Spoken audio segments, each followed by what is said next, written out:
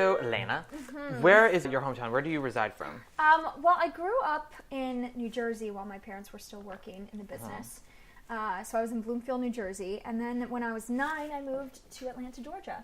And so I'd like to kind of say I'm the best of both worlds.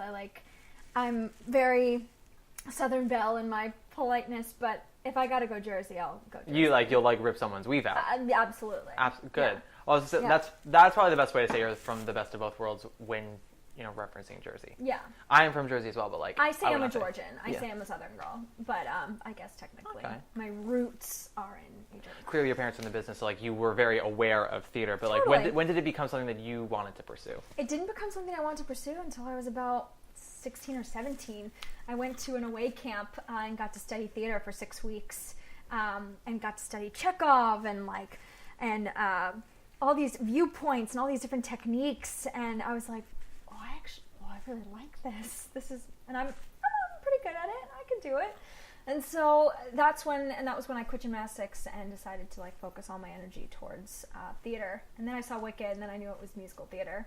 Cliche, but I saw Defying Gravity was my awakening to wanting to be a musical theater performer. That's understandable. I mean, it's incredible. Yeah. Film and TV, I was like, no. I want to do that every single night. I don't want a TV salary. I want a Broadway salary. I want a Broadway salary. I still do, I still really love... I'm going to try and do everything and be as multifaceted as I can, but in the end, I want to be able to come back to New York and just do this forever. So if you had your druthers, if you were able to hold a press conference, okay, team, this is what we're going to have coming up next season. One for what you would love for you to do, and then just something you would love to see. Whether it's a revival or something really random that you just want to see become a musical. Well, I really want to see those kind of musical theater TV series to kind of be more the Peter Pan, Sound of Music stuff? Or Glee. I mean, something that's like that. More dramas or comedies that include musical numbers and singing and dancing.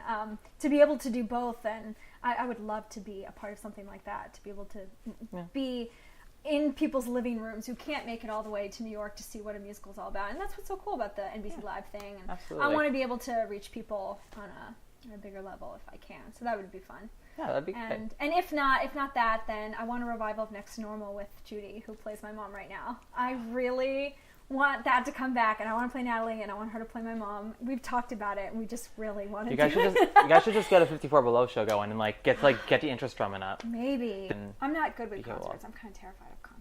Really? I get nervous, and I like to have a scene. I like to have scenes and a costume and a set and a script. And so what do you do then to overcome nerves? Because no one's gonna be oh, we don't want I just do it.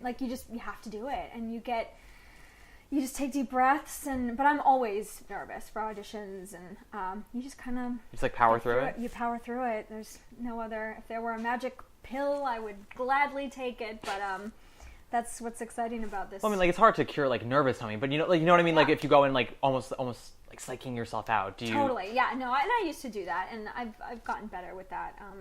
Just knowing, that just you coming in and you're enough just being there. And what you bring is going to be different as soon as you walk into the room. So they'll either like it or they won't. And you kind of have to try not to take it too personally, because it's easy to be it was my hair. It was my hair. I heard this in a conference of sorts. She was you have to walk in knowing you have something to offer. Yeah. And that's not an ego thing. That's just giving you enough confidence to go in and do what you do. Yeah.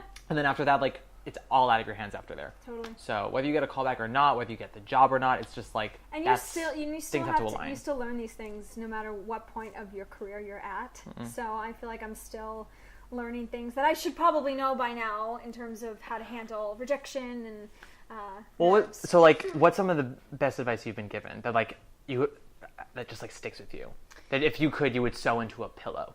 I always hear people say the word enough, and just being able to accept that you are innately different than everybody else. So immediately if you're right for the part, then that's enough. It's hard to explain. It's just this kind of inner confidence that you have to have with yourself. So I hear that word a lot, And I have a hard time explaining it, but just kind of hearing it kind of settles me in a way. I love that word. That's good. Yeah. Yeah.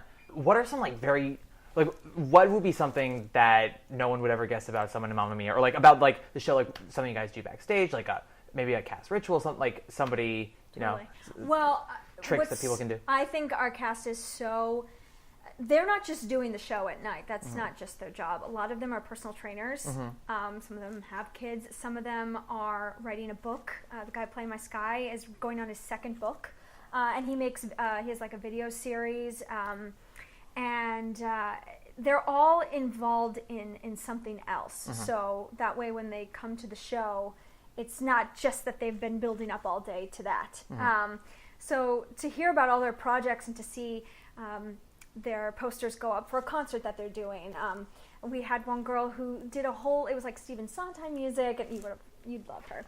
She's great. And simply by the Sondheim at the alone, Triad, yeah. actually, at the Triad. At the Triad. And she made this whole concert and this whole storyline. It was really creative, and so to see that these people are getting themselves involved in other outlets, I always really admire that. I've yet to find my other outlet. I just love doing the show every night. Maybe baking is your new outlet. Maybe. As long as you're there with me, because I'll probably die alone.